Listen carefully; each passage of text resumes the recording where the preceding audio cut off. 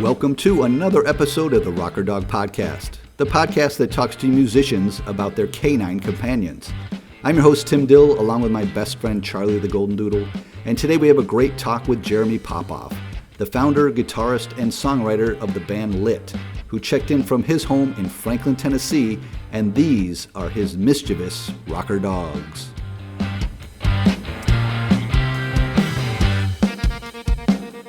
This is Gambler. Gambler, come here. Gambler's a half German Shepherd, half Great Dane, rescue, and Dolly is a boxer. Okay. Are they the same age? They're about 3 months apart. So they're both 2. Gambler's going to be 2 any day now, and Dolly just turned 2 a couple months ago. But okay. They're both rescues? You got them from a rescue organization? Gambler, we rescued him in California and drove him out here. And Dolly, we got from a breeder here in Tennessee. We had a Frenchie and a boxer for, I think our Frenchie was 13 or 14 when we lost him. And then our boxer was about 11 when we lost her. They were both kind of rescues, and they were awesome. We had them for a long, long time. And then we lost them within about 6 months of each other. And when we lost our boxer, we immediately got a boxer puppy, and which worked out great because our Frenchie was super mellow and just really a cool dog. And our first boxer got a lot of her personality traits from him. And then we wanted her to kind of experience some of that too. So she really kind of, it's funny looking back at old videos and old pictures and stuff, because she was so into him, and he kind of just showed her the ropes or whatever. So she's got really some cool personalities, very similar to our other boxer, probably because our Frenchie. But so you're talking about Ace. Ace was the teacher. Ace influenced Dolly. Yeah. Okay. And also there was Darlin. You was your original boxer, correct? Darlin was, yep. Okay. We'll get into those. I'd like to, celebrate their lives. And, I think the post that you gave when they passed was very poignant. So I'd love to hear about them. But on to Dolly and Gambler. So why a boxer? Did you fall in love with the boxer, having your previous boxer? So was that the reason? Yeah. Darlin was, my wife brought her home one day. I was actually in the backyard writing a song with a couple other guys, and she came home with this boxer, and the boxer and Darlin ran straight through the house, straight into the backyard, straight into my lap, and just started licking me all over. There were 4 other dudes sitting around the table, but and I'd never had a female dog before. So I fell in love with, my wife and I fell in love with boxers and just the whole female boxer thing. It's just such an awesome dog. So she was trying to talk me into going Great Dane. And I was like, man, we just loved having a female boxer. It was just so cool. Let's get another one of those. And then when Gambler came up, he was half Great Dane. So I grew up with a couple of German Shepherds. So I was like, this might split the difference here. So it worked out good. A friend of ours in California does a lot of rescue stuff kind of independently. She usually winds up having dogs that nobody wants. She'll have a one-eyed, 2-legged, 15-year-old mutt that's just, has a couple months left, and she'll bring these like dogs in and just sort of foster them or find other foster homes. And we just happened to be in Southern California for like 2 days for some business stuff. And she posted something on Instagram, and I was like, what is that? I called her, and, at the time he wasn't even a year old. I mean, he was, I guess, maybe 8 months old or something, 9 months old. And we were staying with some friends. I said, hey, I want you to just bring him by, drop him off for like 6 hours. I just want to see how he does. A lady bought him when he was a puppy. She lived in Anaheim or something in a condo and had a little concrete slab in her back patio. And she worked all day, every day. And he was fed and he had his, his shots and all that kind of stuff. But he just wasn't he didn't know how to go to the bathroom on grass. He didn't know what it was like being part of a family. He's still a little bit he has little quirks about him. But I mean, he's really a sweet dog, and he's a obsessed with my wife. I mean, he'll fuck somebody up if they look at her wrong.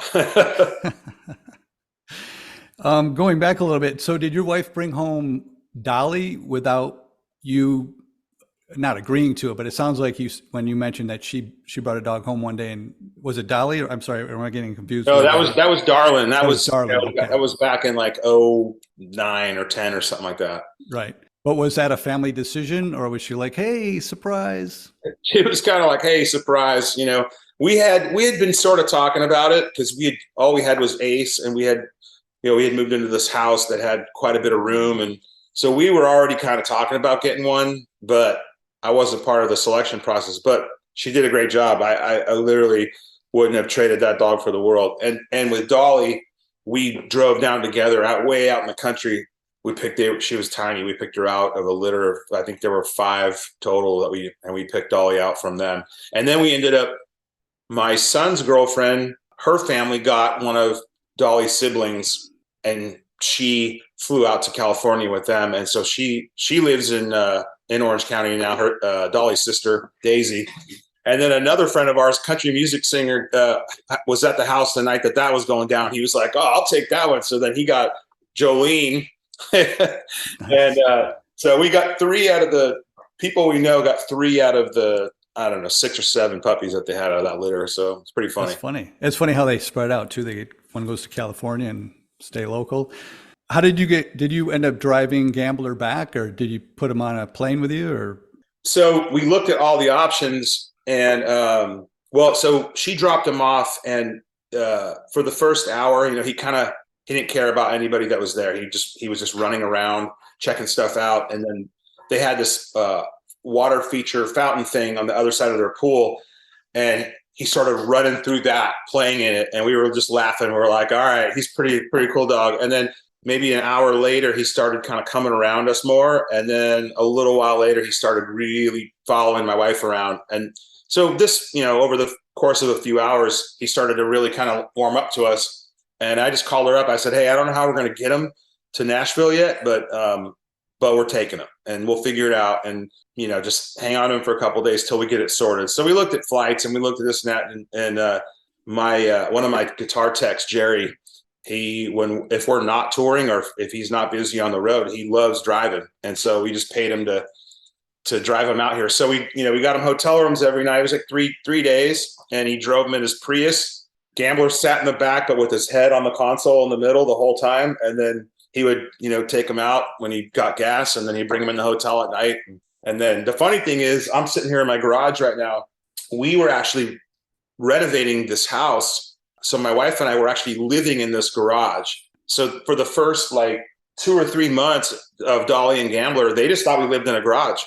They had no idea there was a house inside, and it was because it was like a hard hat zone in there. So, we're out here in the woods, and so they would just have a field day running, getting in the woods, getting ticks and fleas, and chasing deer and chasing animals and foxes and stuff. And they just thought this is the best, And then we moved into the house, and they were like, "Oh, okay, we're like a normal family after all." You move into the house, you're like, it's okay. Yeah. They're like, "Where do we go? Where are we supposed to hang?" Now, before I forget, I think your wife posted just about a week ago of them destroying a couch. Do I have that right? Yeah, Dolly did. Yep. Oh my God. It was the funniest. I mean, my apologies, but it was so funny. I mean, the look on her face when she was being asked who did this. Yep. I mean, it was classic dog, but what happened exactly? Dolly is, she's notorious for that. All of her we have these custom built dog bunks in our bedroom. It used to be an old closet, and then we had it built where it's shelves on top, and then below is kennel cages, and they're separated, but they can see each other. So they both have their own bunks. Looks like a tour bus, basically. And we just did that because we didn't want the big clunky, cages in our room. And if you kicked one of those once or twice barefoot, you'll never want one in your house again. But what she does is she has this thing. I think it's pretty common with boxers and with dogs in general, but when they do the digging thing, when they're trying to make their bed and whatever, and if she catches a snag or her nail rips through it, she just keeps going and just has a field day with whatever's inside of it. So we're just pretty much on the one bed a month plan with her, and sometimes she'll destroy it in the first day, and we're just like, all right, well, I guess you sleep on the ground.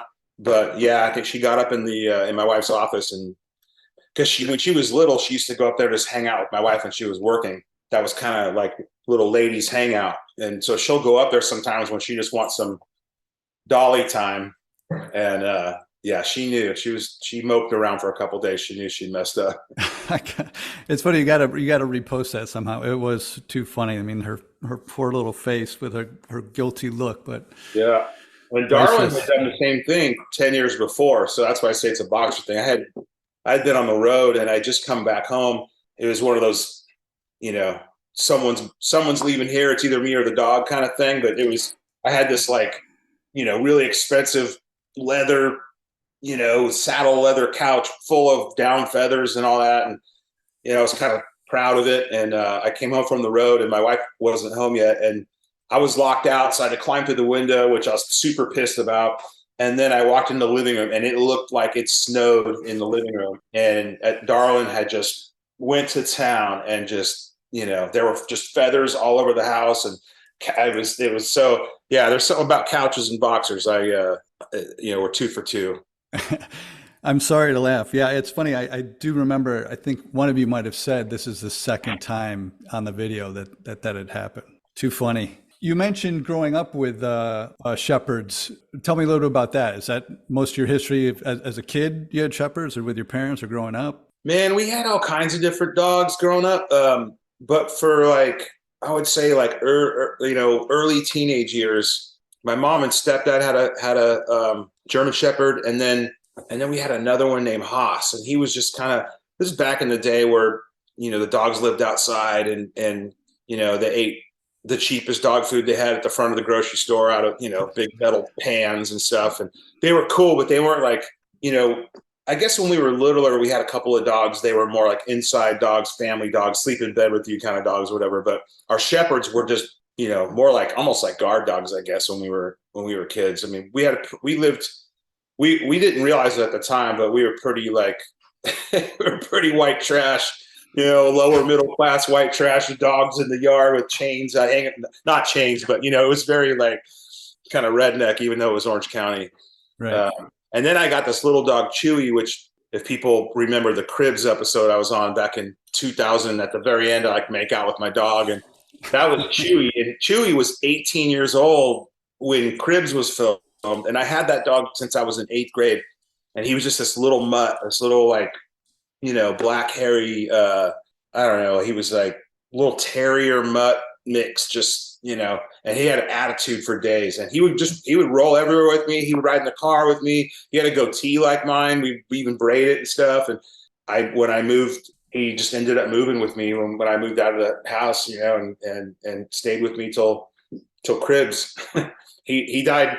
He died right after Cribs was filmed and right before it aired. So when it aired, it was kind of like the Chewy tribute, at the end.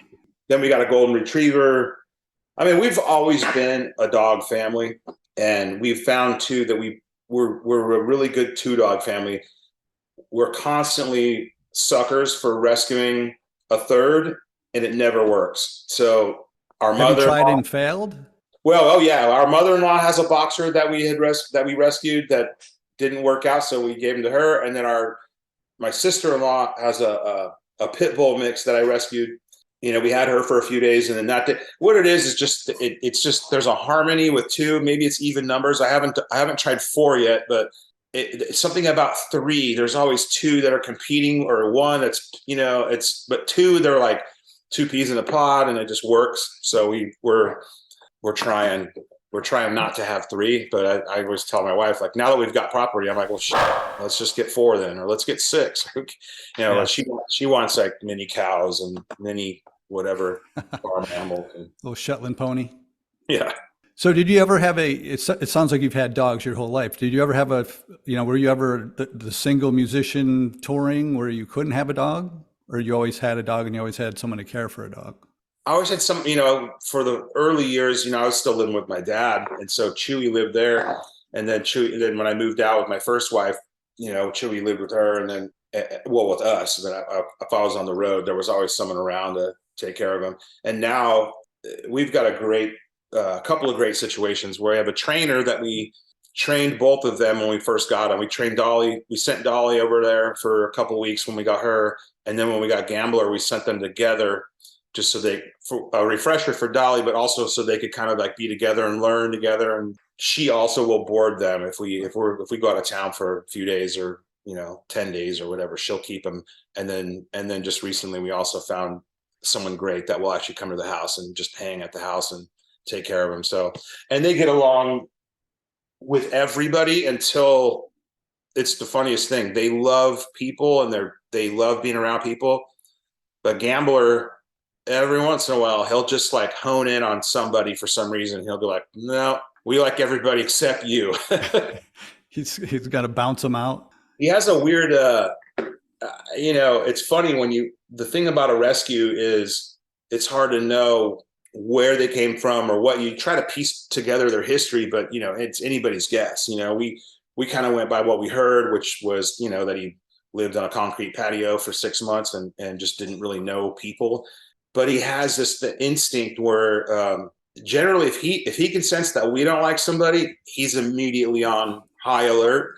And then he also is really in tune with people that are like high or on any kind of drugs. We'll have like people over at the house and, everyone, he's used to people drinking and all that kind of stuff. But every once in a while, like a couple buddies are over and maybe they've been doing other things or partying, whatever. And he just kind of goes like, what's wrong with you? Like, I don't know about you, guy. You're not going in that room. He's got this weird instinct, and we just laugh because he won't attack, but he won't let you pass him. He'll just sort of keep you like over here. That's got to mess with you if you're the person under the influence. We had one of our buddies out here. We had a gathering this summer, a pool party, and it was nighttime and, everyone's hanging out on this side of the yard. And so my buddy goes on the deck on the other side of the yard and just pees off the deck, like guys do. We're out here in the woods. Nobody cares. He turned around to walk back to the pool area where everybody was hanging out. And Gambler was just sitting there going like, what are you doing? And he's like, hey, Gambler. As he started to kind of like walk back, Gambler was like not letting him pass and was like looking at him weird. And so he's like calling us on his cell phone, like, hey, can you come get me? Gambler's not letting me walk back over there. That's hysterical. Good boy. So let's go a little bit back with celebrate the life of Darlin and Ace. I bring it up because it's so profound to me to see what you wrote on Instagram. I saw what your wife wrote. I even saw what your son wrote. And it's just so nice to hear that, you celebrate this dog. Is one of the quotes was, never met a dog that loved harder. One of them was mentioned as such a light in your lives. It just goes so far as to say of how you think of dogs. Yeah. Well, like I said, I mean, I can't remember a time where we didn't have dogs. If there was a time, it was a very short window where we were just in between kind of thing. And my son was raised around, he always had dogs in both houses. And so we're just dog people, and they're very much part of our family. They're inside, outside. They kind of do what they want. They go with us places. We don't really put them away, so to speak, when people come over or whatever. It's kind of like if you don't like dogs, then, don't come over our house. But yeah, they're just, and Ace was he was part of my life during a crazy period of time where I was single and then I was not single. And then it was like this crazy, just all kinds of stuff going on. I had a bar and I had a restaurant. I'm a single dad and I'm doing, touring and doing all this crazy stuff. And Ace was just like this little tank of a dude. He was always just like, what are we doing, Dad? Like, we're cool. Whatever you want to do, let's go. And, he got along with everybody's dogs. He got along with everybody's, he loved kids. So people would, toddlers would come over and just pounce on him, lay on him and play with, and he just laid there and he would just take it. And he when the kids would be in the pool, he would run around the pool and just like chase after him and play with the water. I mean, he was just he was like a little comedian, like this little fat Buddha Frenchy comedian guy. And And, people always talk about Frenchies, they always talk about how like, oh, they have so many health problems and the vet bills and this and that, and they don't live that long. And I was like, I don't know where the hell you got your Frenchie, but mine was built like a brick shit house. I mean, he only went to the vet to get, his shots. He never had one health problem for 13 years till the end, really. Right. And he was just, he was just a tank, and he was just he was territorial, and he was a good watchdog, and he had a good bark, and he was but he just loved everybody and was just a part of the family. And that was one of the reasons too, like I was saying earlier, when we got Dolly, like we really wanted him to kind of rub off on Dolly, because we knew he had such good qualities about him that we had already seen rub off on Darlin, before that. So we were like, a lot of people, when they lose a dog, they're like, oh, I'm not ready yet. And we've just never been like that. We're always like, nope, it's not fair to our other dogs, not fair to us. Like we got to get some, we got to keep this, the two dog harmony going, Do you notice a change in your dogs when one does pass? I mean, I think if my notes are right, Darlin passed before Ace. Did Ace change in any way? You could tell and there wasn't a lot of time in between, but less than a month probably. He was definitely moping around him, and he was definitely wondering what was going on. Mm-hmm. But she started having seizures, and then the last one she just never came out of, and it was a real brutal kind of shitty way to lose a dog and to see a dog suffer. So he knew that there was something going on with her. So I think he already kind of sensed that, things were not good with her. But then, he didn't have any time to mourn, because then we tossed a 7-week-old puppy in his lap, and then she was all over him. I mean, he'd just be laying down, and she would be climbing on him and licking his face and going like this to him. And so he didn't have time to think too much about losing his sister. He had a new baby one that he had to look out for. Now, do you do anything special when a dog passes? Do you have an urn, or you mentioned you're on quite a bit of land? Do you have a little plot for them or anything? No, we've all of them have been cremated, and we've got ashes, in these little wooden boxes that are up in the closet. We've moved so many times. My wife and I have probably moved 7 times since we've been together in 12 years or whatever. So I've always been a little reluctant to like bury him in the ground anywhere, because I don't know if we're gonna be around anywhere forever. We got this place and we love it. Everyone's like, is this gonna be your forever home? I go, well, I don't know. If I die in it, then yeah, it was my forever home. But it would be cool. I mean, we probably should do that at some point. But yeah, we'll do the cremation, all that. Ace, we had our vet come to the house and put him down towards the end when he couldn't walk anymore and all that. So he was too cool of a dog and too much like dignity and respect owed to him. So we had the vet come out to the house and do that. So that felt a lot more, I don't know, a little dignified. Bit more. Yeah, just something about. I mean, not everyone can do that, and not every vet will do that. It's just so messed up, when you have to do it at the vet and you have to it's brutal. Yeah, it's a lot colder and clinical, I guess, for lack of a better description. Yeah. So, all right. Well, listen, we wrap up every show with what I call the Zoomies, which are the last quick 5 questions. First question is, do you kiss your dogs on the mouth? Yep. I assume so. I think you mentioned that earlier about, but always an answer we welcome. Well, and Gambler is very selective with his kisses. If you get one out of him, it's a big deal. It's like, and you might get 1 or 2 licks, and he's not really super into it. But Dolly will literally paint your face. I mean, you'll have to like push her away, because she won't stop. Question 2 is, this is like a shameless name dropping question. Who have they licked that's famous or a well-known musician? Oh man, that's a pretty long list. I'm trying to think of these 2. Well, Jamie Johnson, he'll pick both of them up and just put them upside down and cradle them around. And Jamie married you, right? He did, yeah. I mean, man, I don't know. You know, it sounds like name dropping, but you know, it's a lot of, we got a lot of neighbors out here that, I mean, Butch Walker, Michael Ray, country singer, he's the one who got the other sibling. I mean, but if you go backwards, I mean, shit, Ace and Darlin, that was, you know, they were in Southern California with us for all those years. Well, a year in Nashville, but before that, Southern California. So they were around everybody that came to the house, you know. Okay.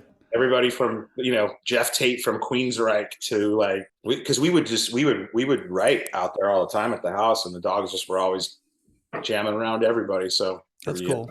That's very cool. All right. The next question is, and we'll leave this for Dolly and Gambler. If they were to be part of the music scene, would they be a fan, a critic, a roadie, or a groupie? I don't know what they would be. I guess they would probably be groupies, because they probably just want to be hanging out wherever we were at, wherever the band's at. That's where they feel at home. That works for me, especially since I see him jumping up and giving you a kiss. Question 4 is, do you have a dog voice? I think we probably both, my wife and I probably both do to a certain extent. The dogs have their own, they have their own sort of language. I think it's just really adjusting the tone so they know like what I'm about to say is really good or what I'm about to say is not good, you know? Right. And slow and low and monotone is kind of the bad dog thing. And then, you know, the goofy baby talk thing, like everybody talks to their dogs with. I was thinking about that earlier today too, though. I probably need to be a little bit more, have some more like commands that are like a little bit more strong where they react quicker.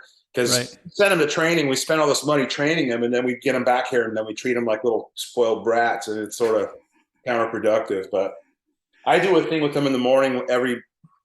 My wife doesn't do it, which I don't know why, but I taught them when I take them outside to feed them, they both run up to their, we call it place, and they both have their own place. So when I'm walking out, and I don't even have to say place anymore, and they both just run up, jump on their beds, turn around and sit, and then they wait. And then I put their food bowls in and I do all that. And then I'll stand there and I'll wait.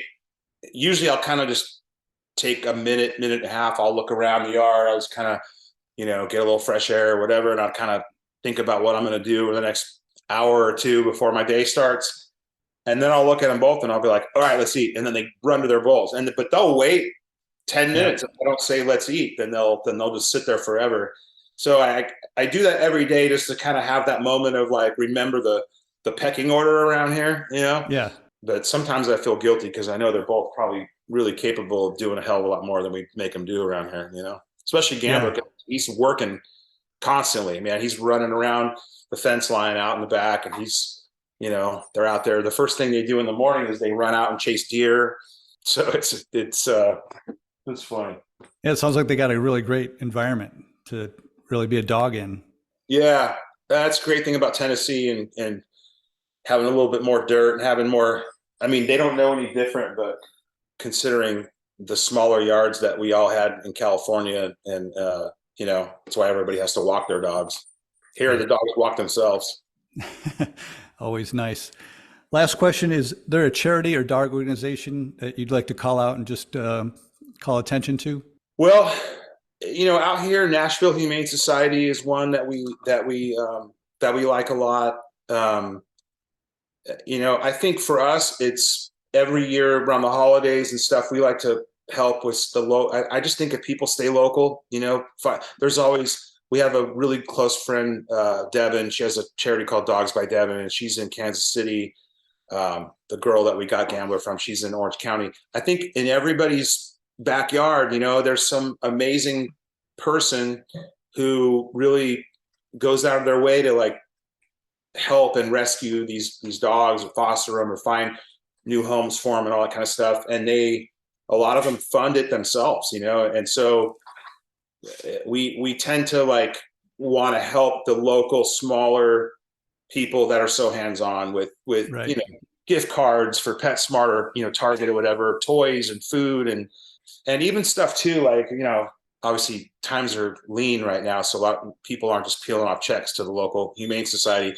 But, you know, when you get that new dog bed, clean off your old one and take it to the Humane Society. Yeah. You know, old kennels that you don't use anymore, dog dishes. So, Yeah, I think that's kind of our thing is just like stay local and try to find somebody who's doing God's work with these dogs and help them out when you can. Excellent. That's great. That's great. Well, anything you want to promote for 2023? What do you got planned for the spring and summer? Yeah, man. We got the next song coming out called "Life That I Got." We've got a song coming out that'll be out actually when this airs, but it's a song with Chad Tepper. That it's Chad Tepper featuring Lit, and that one's called 777. And then we're already writing and gearing up for the next batch. Shows coming up, tours. We'll be on the road spring, summer, fall.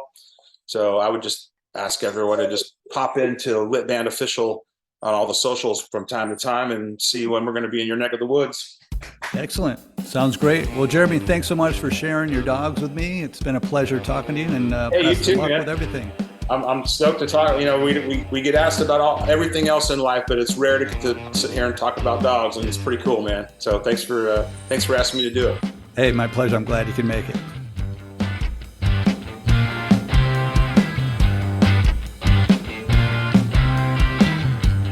There you have it. Lit's Jeremy Popoff talking about his dogs Dolly and Gambler and paying tribute to Darlin and Ace, among others. Jeremy gave a shout out to the Nashville Humane Society, who since 1946 has dedicated their efforts to aid sick, homeless, and at-risk shelter pets in Nashville, throughout Middle Tennessee, and across the globe. To adopt, foster, volunteer, or donate, go to nashvillehumane.org. He also mentioned Dogs by Devin, who are located in Kansas City, Missouri, and they foster and care for approximately 30 to 40 dogs at any given time, who need medical care, behavioral rehabilitation, or who are just ready to go to their forever home. Get involved with their efforts at dogsbydevin.com. That's D-E-B as in boy, I-N.